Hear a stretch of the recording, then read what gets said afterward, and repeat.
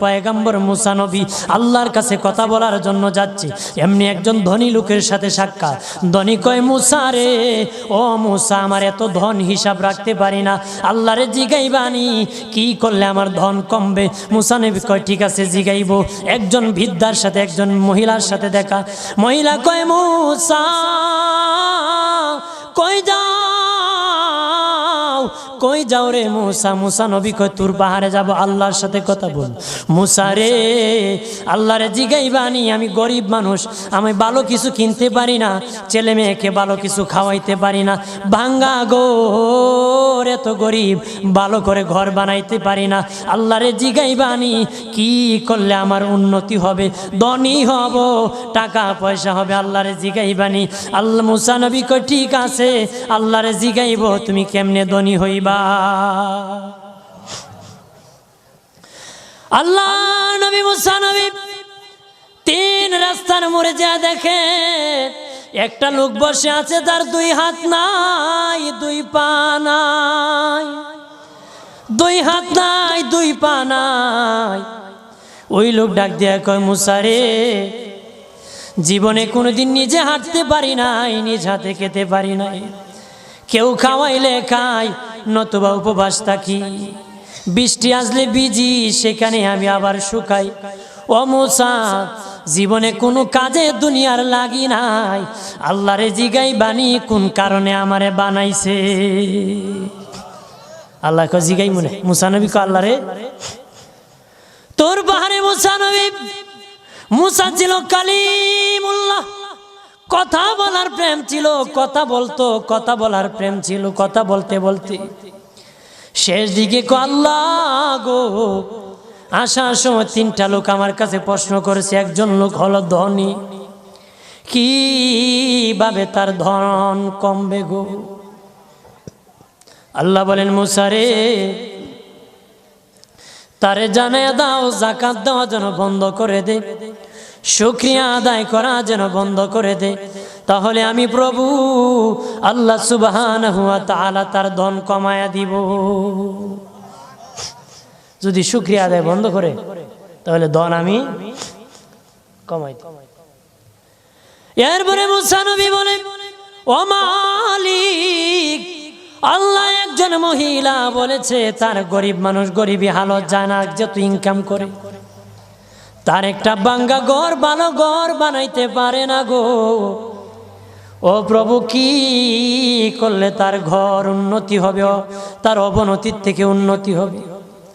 আল্লাহ বলেন, মুসা রে, মহিলারে জানিয়ে দিও, তারে আমি যা দিয়েছি তার উপর যেন সে শুকরিয়া আদায় করে।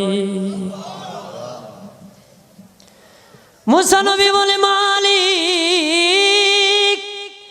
তিন রাস্তার মোড়ে গো আল্লাহ, একটা লোক তুমিও দেখতেছো যার হাত নাই, পা নাই।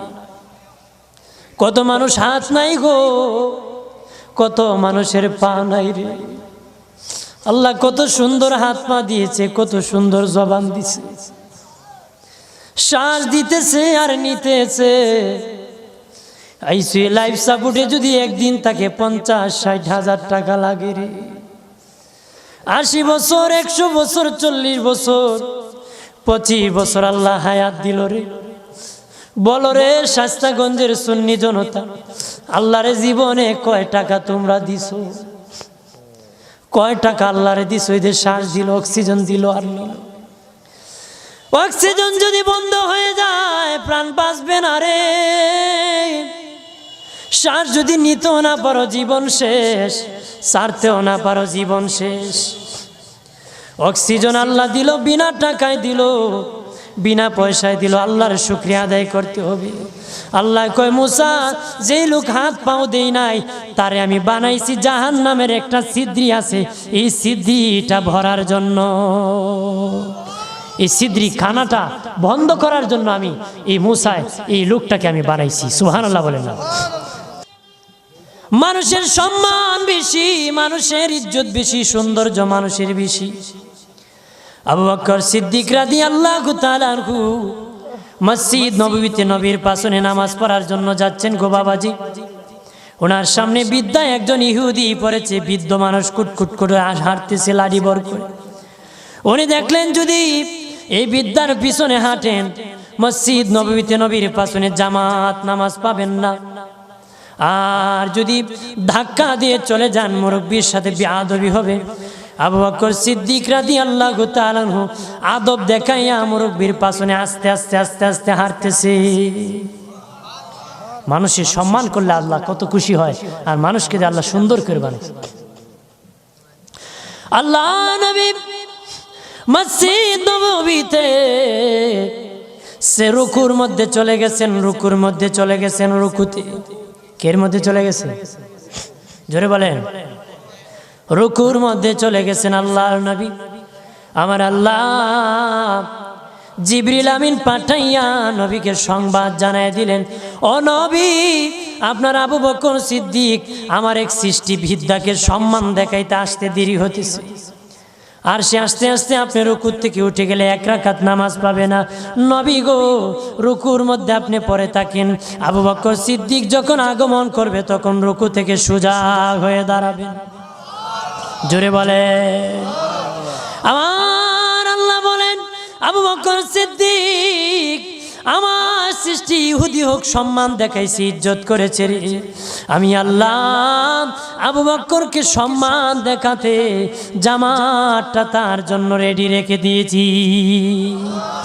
আব্দুল্লাহ ইবনে আব্বাস নবীজির রওজা দেখে বলেন, পৃথিবীর মানুষ শুনে নাও, এই রওজাওয়ালার জবান থেকে আমি শুনেছি রে, এই রওজাওয়ালার জবান থেকে আমি শুনেছি, রওজাওয়ালার জবান থেকে শুনেছি। নবী বলেছেন, কোনো বৃদ্ধ মানুষ যদি একটা গাঁটি নিয়ে দেয়, কেউ এগিয়ে দেয়, লাঠি পরে যদি উঠাইয়া দেয়, বৃদ্ধ মানুষ হাঁটতে পারে না, ধরিয়া ধরিয়া বাড়ি পর্যন্ত পৌঁছায় দেয়। আব্দুল্লাহ ইবনে আব্বাস বলেন, এই নবীর রওজাওয়ালার জবান থেকে, আমার নবীর জবান থেকে শুনেছি। নবী বলেছেন, আমার মসজিদে নববীতে যদি কেউ 10 বছর ইতিকাফ করে একজন বৃদ্ধার লাঠি উঠাই দিলে 10 বছর ইতিকাফ করার সওয়াব আমল নামায় পাবে। হাত পাওয়ার শুকরিয়া আদায় করুন, ধনের শুকরিয়া আদায় করুন। রাজি আছেন তো? ধনী থাকলে ধনের শুকরিয়া আদায় করো, গরিব হলে গরিবী হালতের শুকরিয়া আদায় করো। হাত পাও যদি না দেয়, হাত পাও না দিলে শুকরিয়া আদায় করো।